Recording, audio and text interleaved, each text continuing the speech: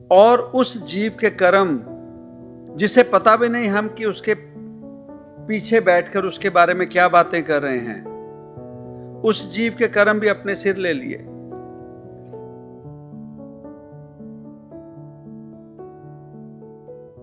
गुरबाणी। ए रसना तू अन रस राच रही, तेरी प्यास न जाए। इन पंक्तियों में बात की गई जीव की जुबान की। जुबान को संबोधित करते हुए जुबान से सवाल किया गया कि ऐ जुबान, तू जीवन भर अपने रस, अपनी चाह के जो तुझे पसंद रहा, तूने उस रस को जीवन में बहुत ज़्यादा चखा और उसी चखने में अपना जीवन गुजारा, जीवन बिताया। पर अब तक तेरी प्यास नहीं मिटी। तेरी प्यास वैसी ही है जैसे पहले दिन थी। तेरे जो भूख कह लो, प्यास कह लो, वह नहीं मिटी। जीवन शुरू हुआ, शुरू होते ही जिस परिवार में, जिस घर में जीव का जन्म हुआ, दुनियावी तौर पर वह रस, वो स्वाद उस जीव को मिलना शुरू हुआ। और वो रस, वो स्वाद उस दिन से शुरू हो गया जिस दिन से वो जीवात्मा मात गर्भ में आ गई। मात गर्भ में आते ही वह खाना दुनियावी तौर पे जो माँ चखती थी, खाती थी अपनी भूख मिटाने के लिए, वही खाना उस जीव को उस रब के घर से मिलना शुरू हुआ। और उसी दौरान वह माँ जिन विचारों से ग्रस्त थी, जिन विचारों में डूबी हुई थी, जिन विचारों को लेकर वह माँ चली, और उन्हीं विचारों की खुराक बच्चे को उसकी आदत पड़ने लगी।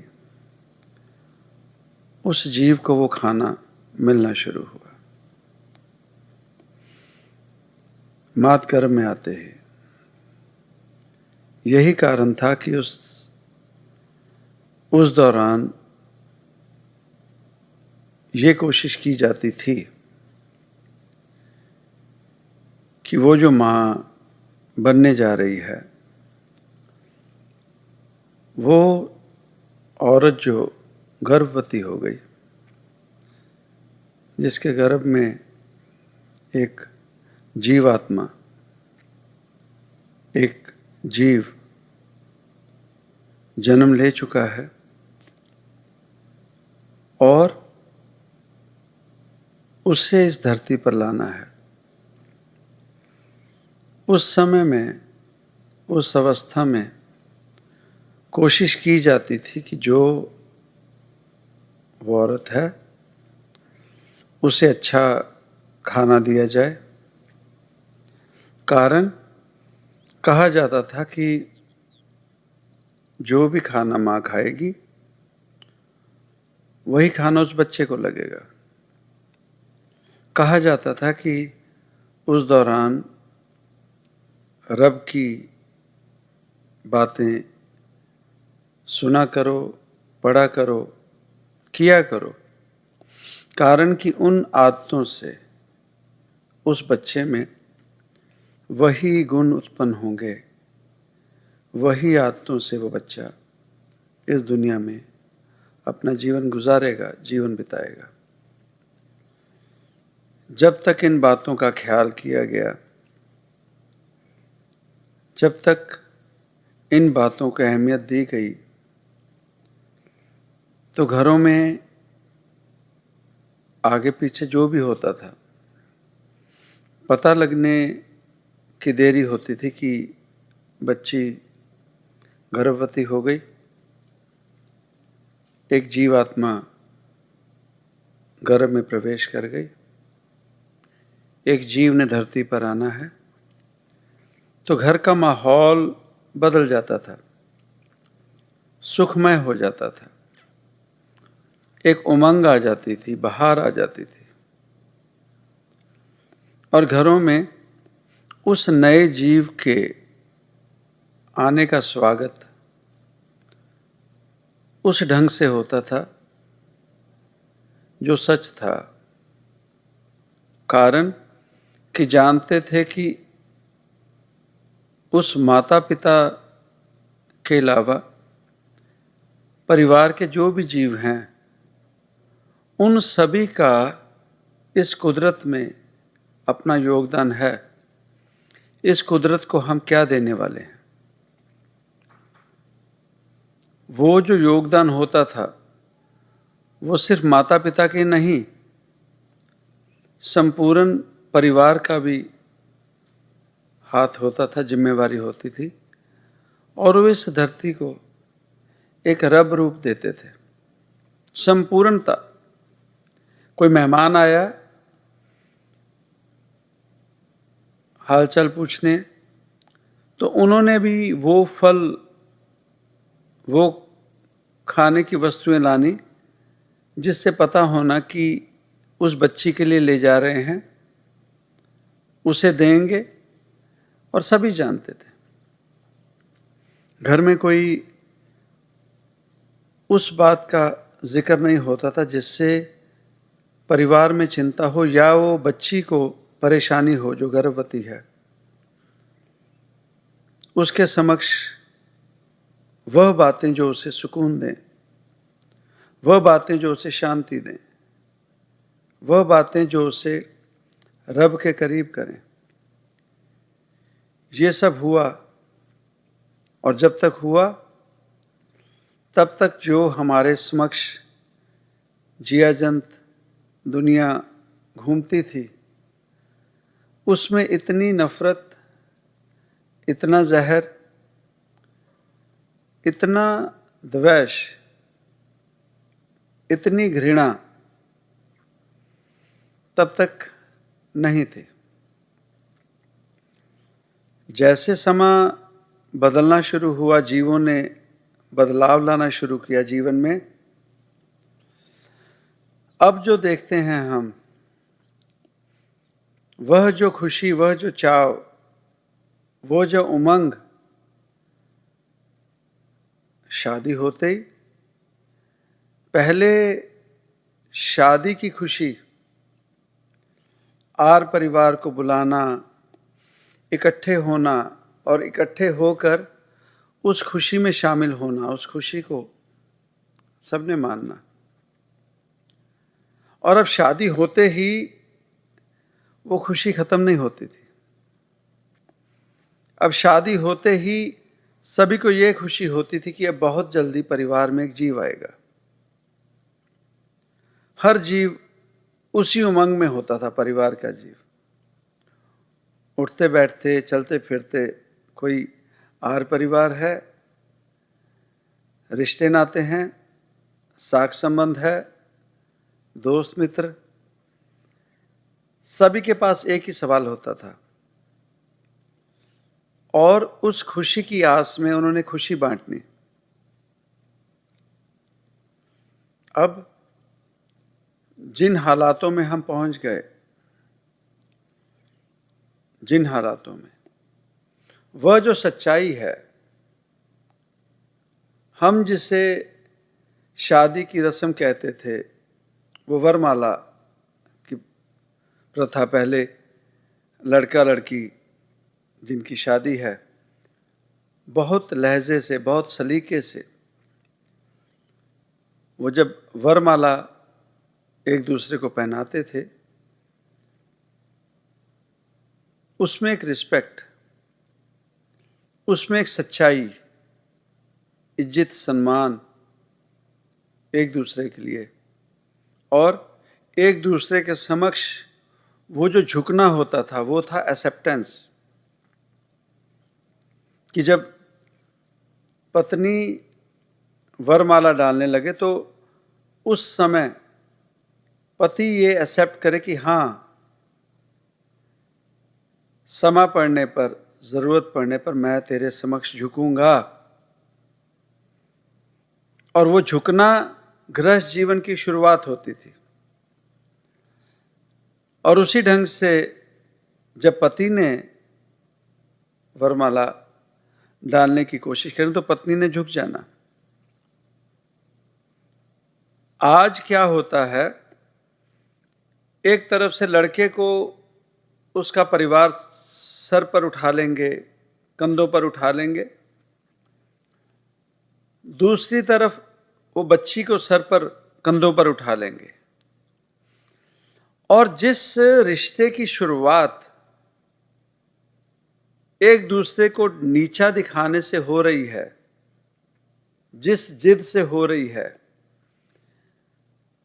देखो ना अभी टीवी पे देखो, बताएंगे जी शादी के जोक बने हुए हैं, तो लड़के को उठा लिया, वो डालने नहीं दे रहा वरमाला, वो लड़की लड़के को नहीं डालने दे रही, कोई गिर रहा है। ऐसी शुरुआत से हम जिस रिश्ते को चलाने लगे हैं, वह रिश्ता कितना निभेगा। और वो जो रीत रिवाज, तो इन आडंबरों से वो जीव अच्छा नहीं है जिसने जाके कोर्ट में गया और जाके शादी कर ली। उन प्रथाओं को मानते थे, उस कल्चर को हम मानते थे, इसीलिए ये सब आडंबर कर रहे हैं। और उन्हीं प्रथाओं में हमने सब इतना ज़्यादा तहस नहस कर दिया, तो आजकल वो जो रिश्ते नाते, शादी की खुशी हुई, वो खुशी रही नहीं, खुशी नहीं रही।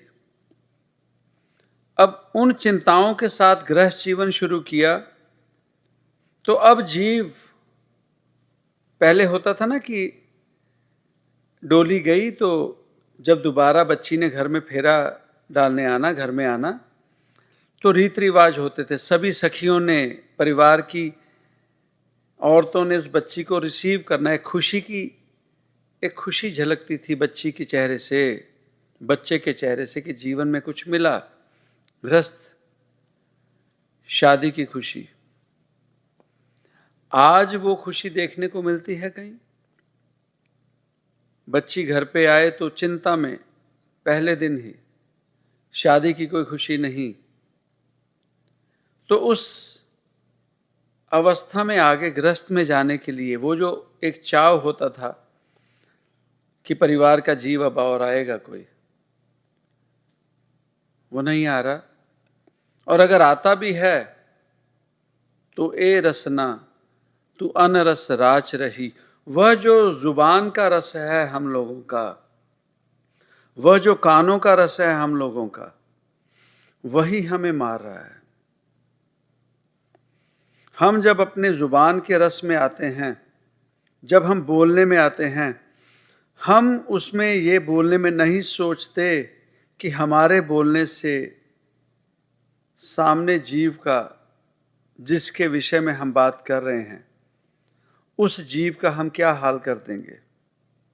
हमारे बोलने से एक बसा बसाया परिवार, एक बसा बसाया घर उजड़ सकता है हमारे बोलने से। कानों का रस, वो जो तीसरे जीव के बारे में हम बातें करते हैं, तीसरे जीव के बारे में, अपने घर का नर्क जो लेके बैठे हैं, जुबान का काम सिर्फ और सिर्फ खाना ही नहीं है, स्वाद चखना ही नहीं है। इस जुबान के रस ने महाभारत करवा दी थी। अगर वो द्रौपदी इस जुबान पर कंट्रोल रख लेती तो शायद महाभारत ना होता। वो कैसा जीव होगा? दो जीव बैठे हैं किसी शादी ब्याह में,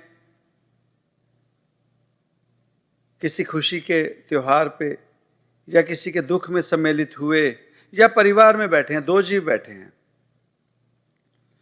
अब सोच के देखो, वो दो जीव जब बैठे बैठे किसी तीसरे व्यक्ति के बारे में सिर्फ और सिर्फ बुरा भला विचार कर रहे हैं, वो तीसरा जीव कहां है नहीं पता, वो अपने घर में बैठा है। पर दो जीव बैठे हैं अपने घर में, किसी महफिल में गए, इकट्ठे हुए, तो उन दो जीवों के पास और कोई काम नहीं। उस शादी ब्याह को, उस संगठन को, उस गैदरिंग को एंजॉय करने की बजाय वो दो जीव तीसरे जीव की बात कर रहे हैं,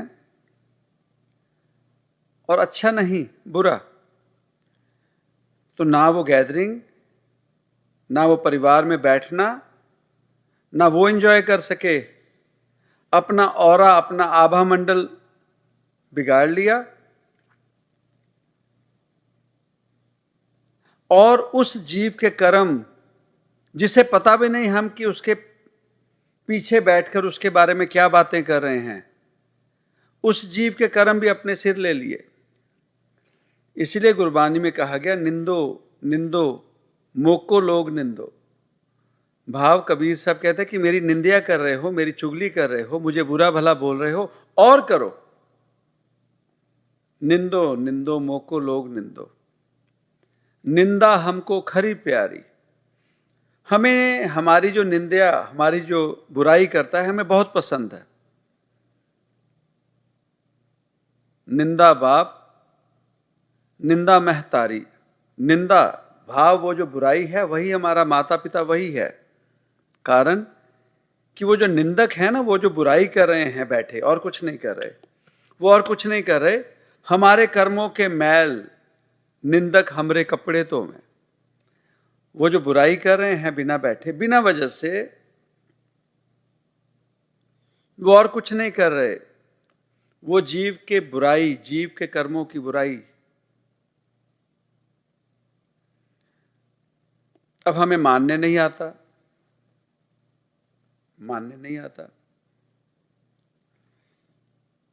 तो हमें कहानी सुननी या कहानी हमारे जीवन में शायद असर कर देती है। तो किसी समय एक राजा थे,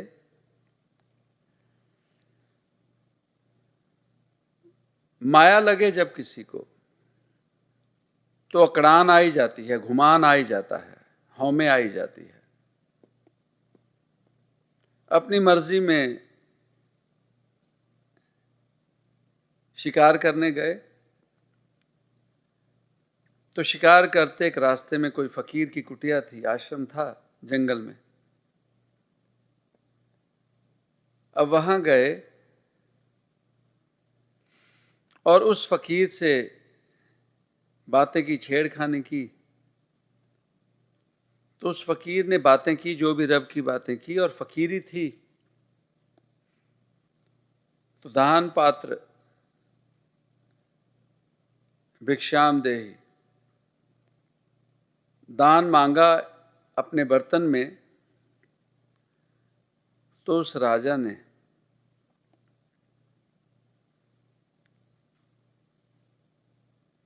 उसकी मजाक उड़ाते हुए,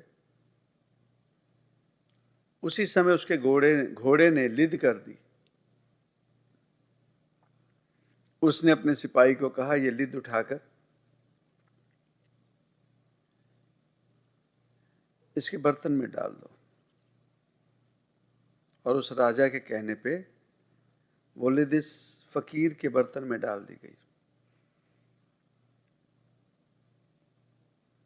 फकीर ने कुछ नहीं कहा। कुछ समय बीत जाने के बाद दोबारा फिर वही राजा शिकार को निकला। तो उस फकीर की कुटिया के पास जब पहुंचा तो वहां जहां एक खुशबू का माहौल था, वहां जहां एक भीनी भीनी खुशबू आती थी, वहां उसे बदबू आने लगी। तो हैरान हुए कि जंगल में ऐसे जगह पर यह बदबू कैसी है।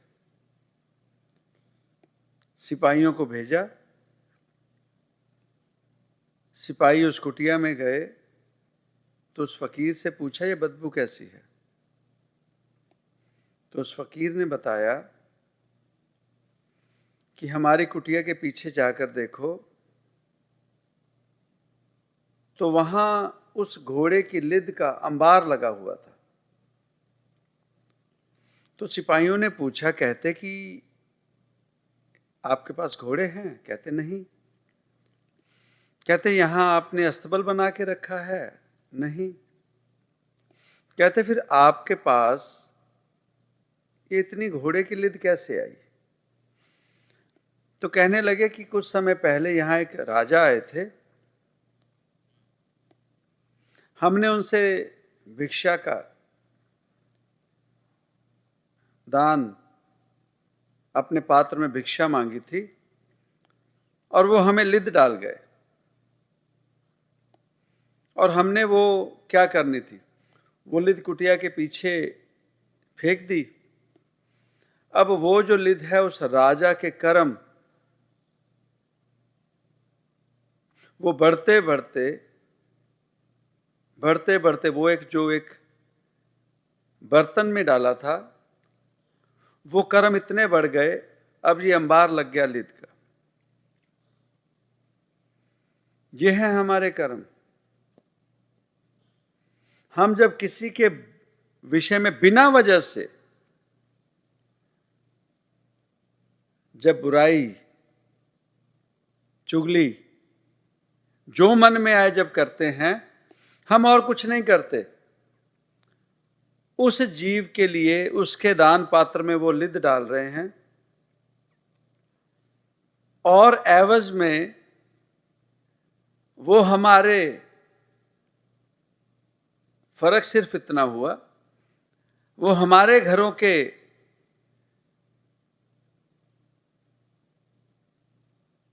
फ्रंट यार्ड कह लो, साइड यार्ड कह लो, बैक यार्ड कह लो, हमारे घरों में वो लिद जमा हो रही है, हमारे कर्मों की लिद। हम ये कर रहे हैं आज जीवन में। ए रसना तू अनरस राच रही, ये जो जुबान है ना, बिना वजह से, तो कहते साकत संग ना कीजिए, दूरों जाइए पाज। वो जो एहसान फरामोश होता है जीव, जो जीवन में हमेशा अनसेटिस्फाइड रहता है, उसे कुछ भी मिल जाए, दुनिया से बहुत अच्छे हाल में भी हो, सब कुछ हो, उसके बावजूद अगर वो जीव अनसेटिस्फाई हो, जीवन में रोता ही रहे, खुद के पास गाड़ी बंगला हो,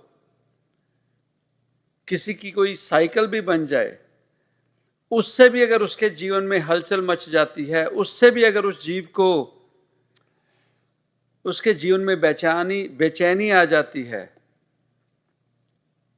तो उस जीव के कर्म सोच लें और ऐसे जीव से दूर हो जाएं, जो अपने जीवन में सेटिस्फाई नहीं और दूसरे की छोटी भी खुशी में और ज्यादा परेशान हो जाए। साकत संग ना कीजिए, दूरों जाइए पाज, उससे तो दूर ही रहे जीव।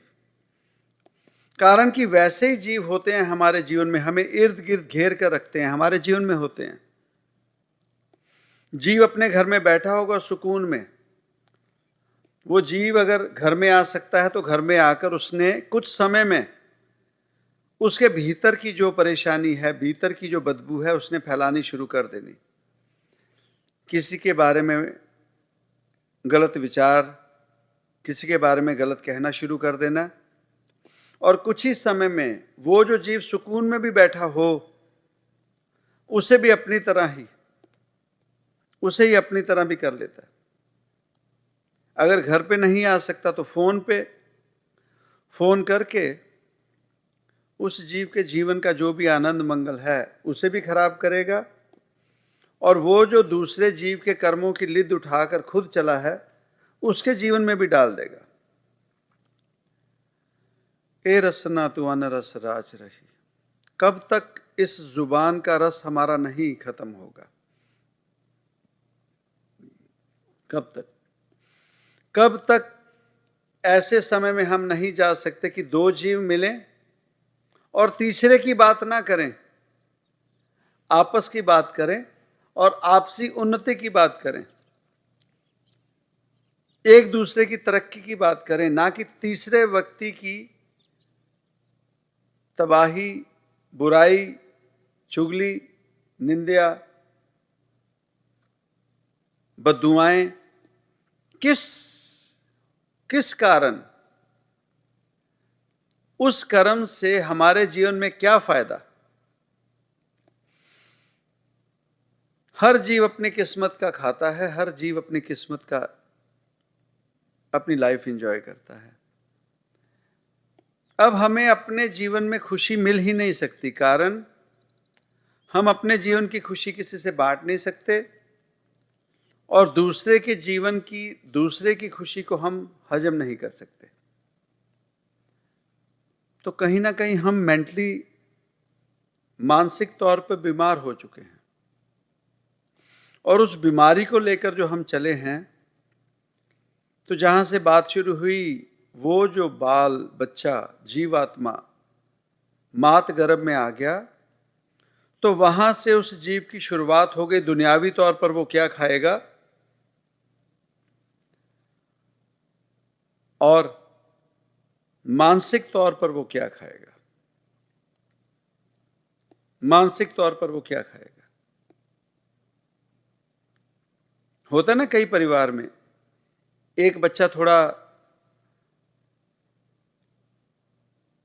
गोरा चिट्टा हो और दूसरा बच्चा सांवला हो, तो मां से पूछा जाता है, अरे अगर सांवला बच्चा दूसरा हुआ तो उससे पूछ, अरे इस समय में क्या खाते थे, इस समय में ऐसा क्या कर दिया?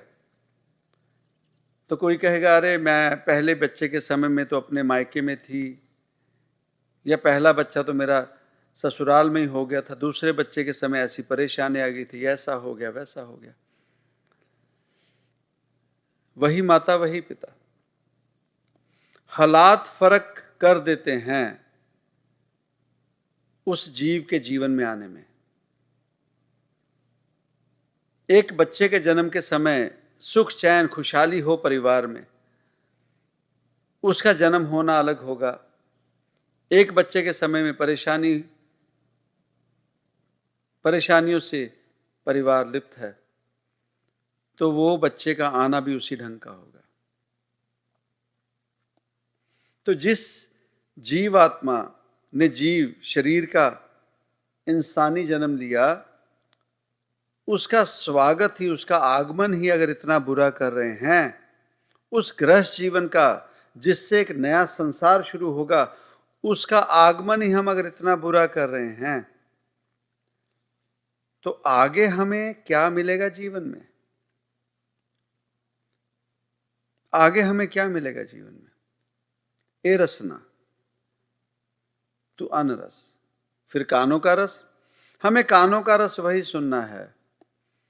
वहां गए, वहां एक धर्म की बातें शुरू हो गई, तो पुराने धर्म की बातें करते रहो।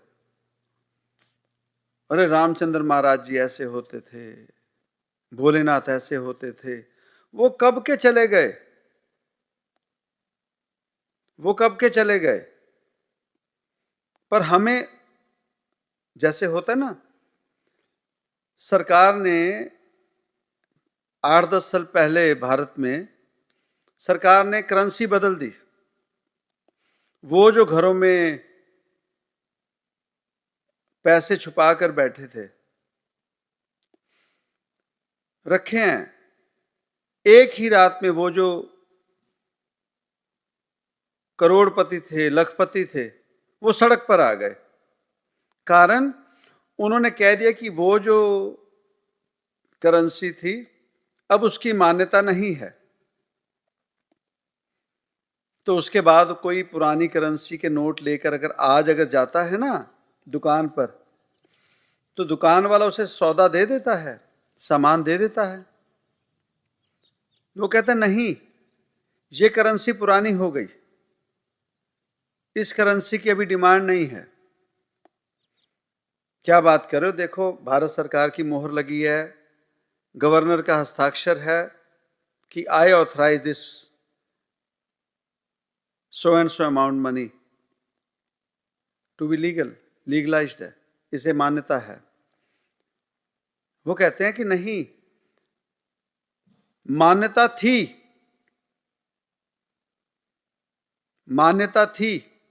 अब नहीं, अब करेंसी बदल गई। तो ये करेंसी बदलती नहीं होगी। अभी भी हम उन्हीं की बातें करते रहे, वो ऐसा था, वो वैसे थे,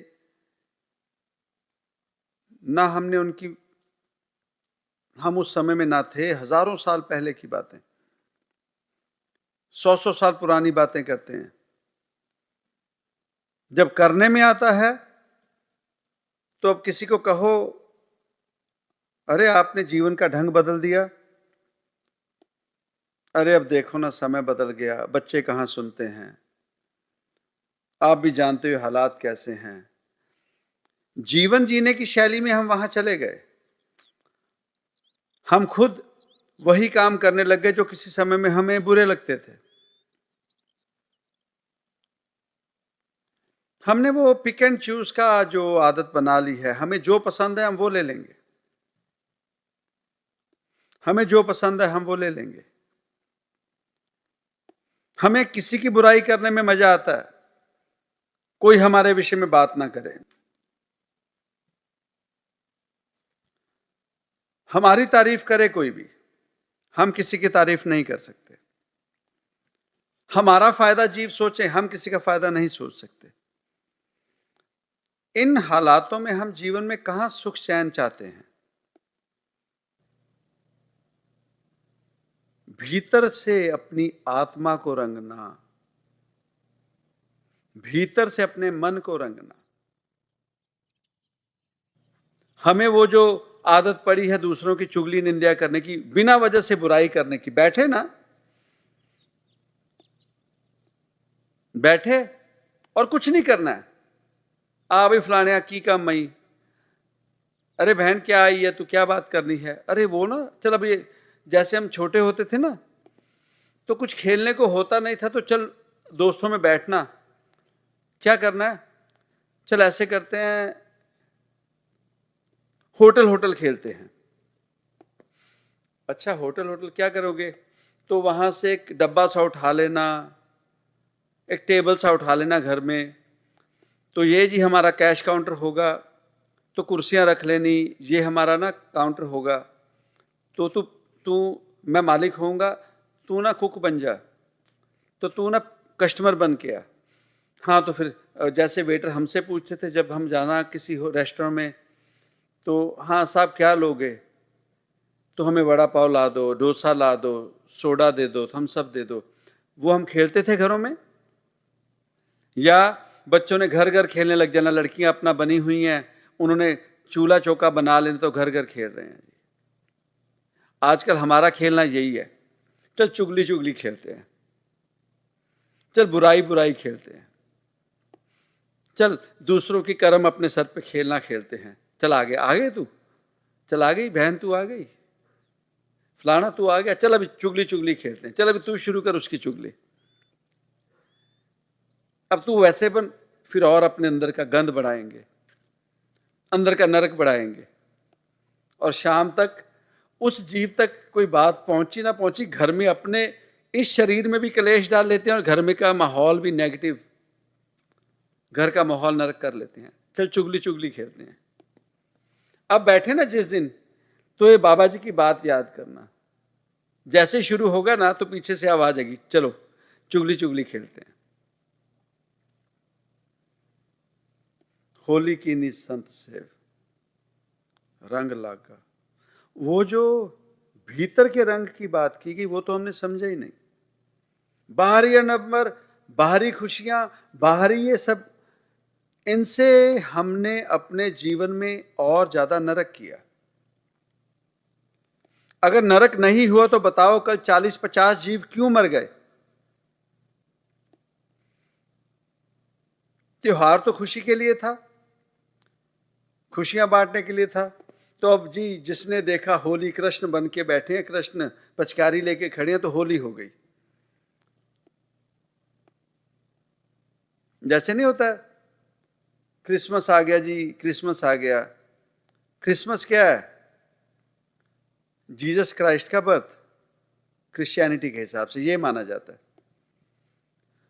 कौन होंगे क्राइस्ट साहब, हमें क्या लेना देना, हमें तो सेंटा क्लॉज, जो सेंटा क्लॉज है ही नहीं, सभी जानते हैं। रावण को हर साल जला देते हैं बड़ी खुशी से, अरे मजा आ गया, वहां जलेबियां खा ली और सब इंजॉयमेंट हो गई। वो नहीं समझे कि रावण का दहन होना क्या, रावण से बड़ा तो कोई महापुरुष नहीं। भाव उस महापुरुष के भीतर भी वो जो राक्षस पैदा हो गया था, उसका दहन करना। तो हमने बताओ हर साल रावण का दहन करते हैं। हैप्पी दशहरा आ जाएगा अभी कुछ महीनों में, देखना वही हैप्पी दशहरा। तो हैप्पी तो तब होगा जब हमारे भीतर का वो जो रावण, वो जो नेक रास्ते पे चलते चलते ऑफ ट्रैक हो गया, उसका दहन हो जब। तो होलिका का दहन होना चाहिए। जब वो भीतर होलिका का दहन होगा तो भीतर में जो रंग उठेंगे वो होगी हमारी सच की होली। हम अपना पेट कैसे भर रहे हैं, हम अपना पेट कैसे भर रहे हैं, किस खाने से और किन विचारों से, बस वही हमें तंदुरुस्त रख रहा है, वही हमें बीमार कर रहा है।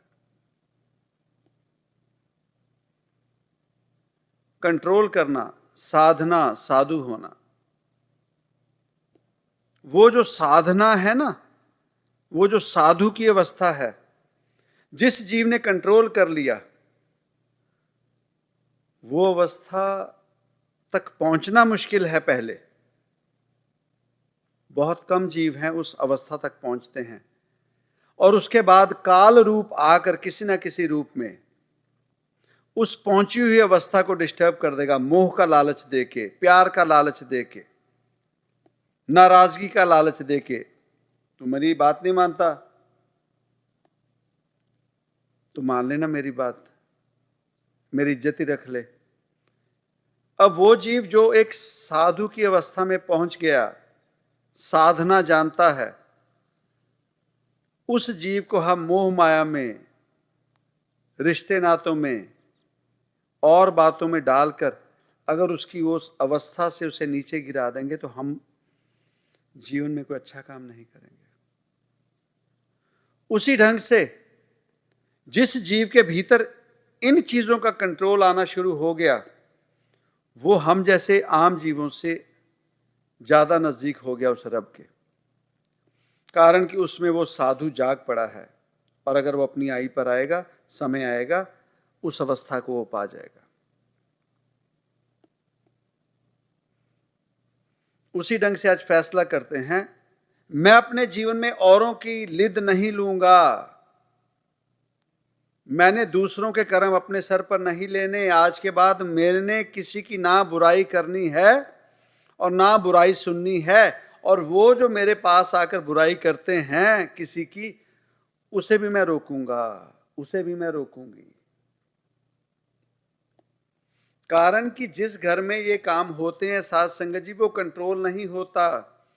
उस घर में आबा मंडल, उस घर में फ्रीक्वेंसी, उस घर में वाइब्स ऐसी हो जाती हैं और वो घर ही बदबू उस घर से बदबू आने लगती है, उन जीवों से बदबू आने लगती है। दूसरों के कर्म अपने सर पे ना उठाएं। रब ऐसे मिल सकता है जिस रब को पाना चाहते हैं। अगर हम इन चक्रों में पड़े हैं, युग में हैं, मौजूदा करेंसी गवर्नमेंट ने लगाई शुरू की है, पुरानी करेंसी लेकर खुश हैं, तो जिस दिन वो लखपति करोड़पति जिनके घरों में ब्लैक की मनी पड़ी थी, तो आज भी शायद पड़ी हो कई घरों में, फेंकने का मौका नहीं मिला हो, अगर फेंक भी नहीं सके, लालच होता है ना। जैसे हमारे घरों में औरतों में, हमारी माँ को भी थी आदत, बड़े ट्रंक होते थे गांव में। हम बॉम्बे में भी आ गए, वहाँ बेचारी ने अपना ट्रंक रखा हुआ था, वो लोहे का बड़ा। तो वहाँ जब साल 2 साल में जाना तो उसे खोलना, भीतर में जो कपड़े पड़े होने उन्हें हवा लगानी, और 1 या 2 दिन उन्हें बाहर निकाल के हवा लगाने में लग जाना उनका। बाद में आने से पहले उन्हें फिर दोबारा वही तह लगा कर रख देना। तो हमने कई बार ही कहना कि ये ऐसे क्यों करते हो। तो वैसे ही कई जीव हैं, बेचारों ने अभी भी शायद पैसा रखा होगा, वही पुरानी करेंसी। तो उस करेंसी से अपने आप को तसल्ली देते रहो। सच में हम भी जानते हैं कि बाहर इस करेंसी की कोई वैल्यू नहीं है। तो उन आडंबरों को, उन पुरानी बातों के चक्रों में हम पड़े रहें, जो भी है। सच हम भी जानते हैं कि मार्केट में आज इस चीज की कदर नहीं, भाव हमारे भीतर की उन्नति नहीं हुई। करें, साधना शुरू करें। रब किसी की एक बंदे की प्रॉपर्टी नहीं है, रब किसी एक की जागीर नहीं है। साधु होना, संत होना एक जीव की प्रॉपर्टी नहीं है। जैसे इस वायु पे, हवा पे, रोशनी पे सभी का हक है, वैसे ही उस रब पर, उन अवस्थाओं पर सभी का हक है। फर्क सिर्फ इतना है कि अपने जीवन में छोटी छोटी अवस्थाओं को समझें, छोटी छोटी चीजों पर कंट्रोल करना सीखें, तभी हम बड़ी चीजों का कंट्रोल कर सकेंगे और जीवन में बदलाव ला सकेंगे। और जिसे हम अवस्थाएं कहते हैं साधु होना। साधु होना ये बाहर का भेख नहीं है। साधु वो है जिसने अपने जीवन में कंट्रोल कर लिया, साध लिया। सो जीवन में कोशिश करके देखें, अपना जो रस हमें लगा है, वो जो स्वाद लगा है, उसे कंट्रोल करना सीखें। जीवन में जरूर फर्क देखेंगे, जीवन में जरूर तरक्की देखेंगे। दाता कृपा करें।